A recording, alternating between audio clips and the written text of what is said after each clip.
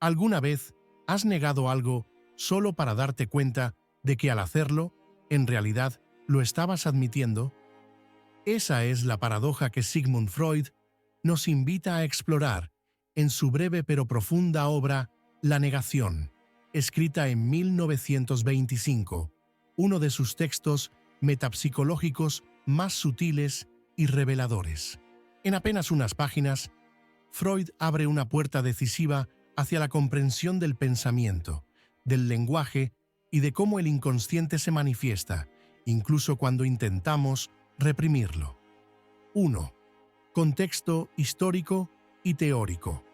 Cuando Freud escribe La negación, el psicoanálisis ya ha pasado por varias etapas. Han quedado atrás los años de las histéricas y de la interpretación de los sueños, 1900. Estamos en un momento de consolidación teórica, donde el interés de Freud se centra en los procesos del pensamiento y las funciones del yo. Es 1925. Freud tiene 69 años y acaba de publicar El yo y el ello, 1923, donde reformula su modelo del aparato psíquico. En ese contexto, la negación aparece como un complemento perfecto, un ensayo breve que intenta explicar cómo el pensamiento puede integrar un contenido reprimido sin aceptarlo conscientemente. Segundo, el punto de partida, el juicio y la afirmación. Freud parte de una idea filosófica. El pensamiento humano necesita distinguir entre lo que pertenece a la realidad y lo que no. Pero en el psicoanálisis, esa operación no es tan racional como parece. Freud escribe: el juicio es el acto intelectual que decide la admisión o la exclusión de una representación en el yo. Es decir, el pensamiento no solo sirve para conocer, sino también para defenderse. Decir esto es o esto no es implica una operación emocional. Aceptar o rechazar una representación que proviene del inconsciente. Aquí introduce el concepto central del texto, la negación, Verneinung. 3. ¿Qué es la negación para Freud? Freud lo explica con un ejemplo clínico. Durante el análisis, un paciente dice, ante una asociación libre, «Esto no me ha venido a la cabeza porque sea mi madre». Freud responde, precisamente por decir eso, demuestra que ese pensamiento, en efecto, proviene de un deseo reprimido relacionado con la madre. La frase que resume este mecanismo es célebre. El contenido reprimido logra abrirse paso hasta la conciencia, con tal de que se le niegue. Aquí se ve la genialidad freudiana. Negar algo es una forma de reconocerlo inconscientemente. La negación no es lo opuesto de la represión, sino su superación parcial. Permite que el pensamiento reprimido se exprese, pero sin levantar la censura afectiva.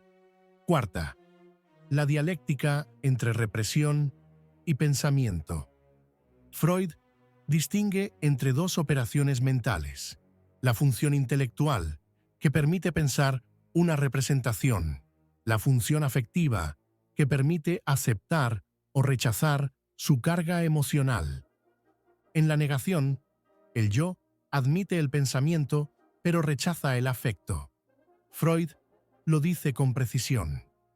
El pensamiento puro no es una actividad independiente del afecto. Esto significa que no hay pensamiento neutro. Todo pensamiento nace ligado a una emoción. Pero la negación permite que el contenido reprimido entre al pensamiento desinfectado de su afecto original. Quinto, la génesis del juicio y la realidad. Freud asocia esta dinámica con las primeras experiencias del sujeto, la separación entre el yo-placer y el yo-realidad. En la infancia, el niño juzga algo como bueno si produce placer y como malo si causa displacer. Con el tiempo, el juicio se convierte en una herramienta para distinguir lo interno de lo externo, lo real de lo imaginario. Por eso, Freud escribe: el juicio de existencia es la continuación del juicio de atribución. Negar algo es una manera de mantener el límite entre la realidad externa y el deseo interno. Así, la negación cumple una función adaptativa. Permite reconocer los contenidos reprimidos sin poner en peligro la integridad del yo. 6. La negación y el lenguaje. Freud subraya que la negación aparece expresada lingüísticamente. Es un modo en que el lenguaje traiciona al inconsciente. En el discurso del paciente, el no siempre significa rechazo. A veces, como dice Freud, la palabra es la portadora del proceso.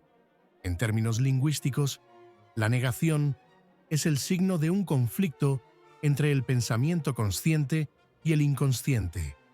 Por eso, Freud anticipa lo que luego desarrollarán autores como Lacan o Derrida. El lenguaje es el escenario del inconsciente. 7. Una apertura hacia la lógica del inconsciente. En este texto, Freud no solo describe un fenómeno clínico, también propone una teoría del pensamiento. Para él, el pensar surge del deseo reprimido.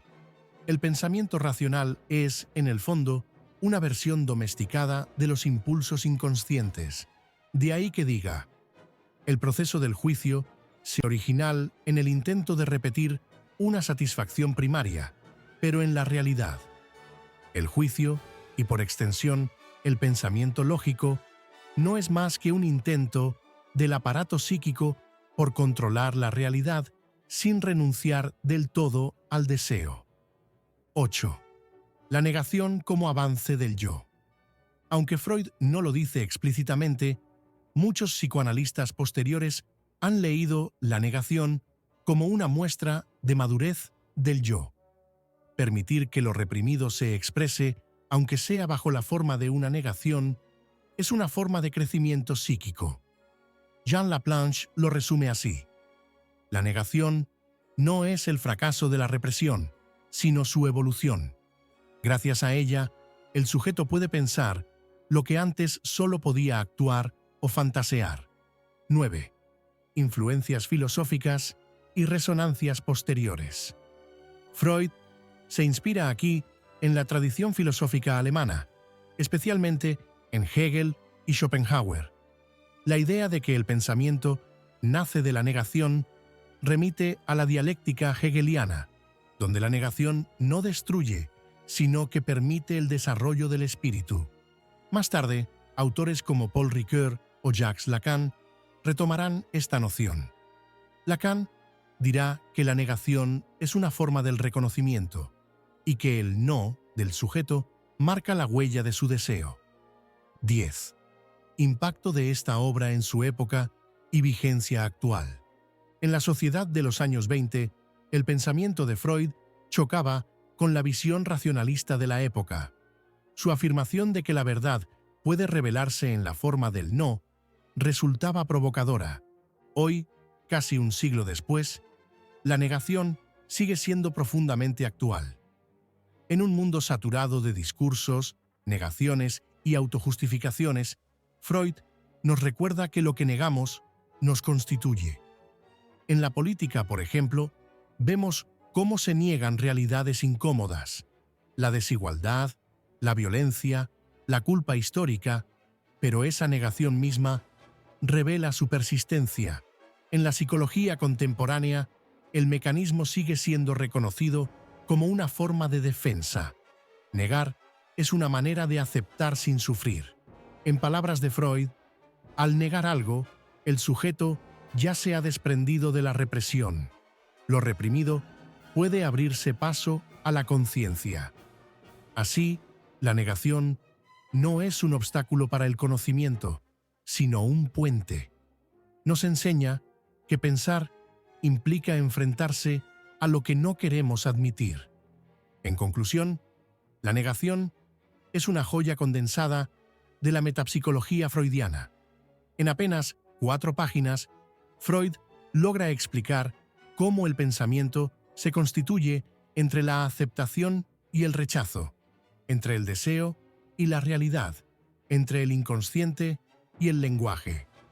La negación nos muestra que incluso cuando decimos no, el inconsciente dice sí.